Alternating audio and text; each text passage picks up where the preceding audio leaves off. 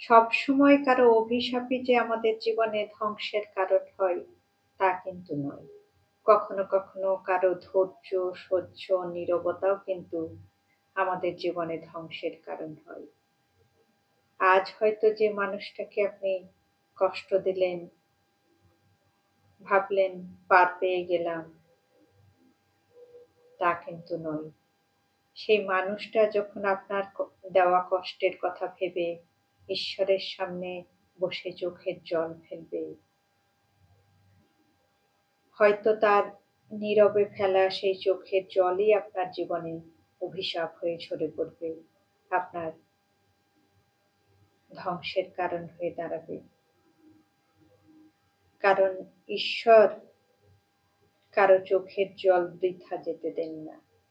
তিনি আমাদের প্রত্যেকটা চোখের জলের হিসেব রাখেন।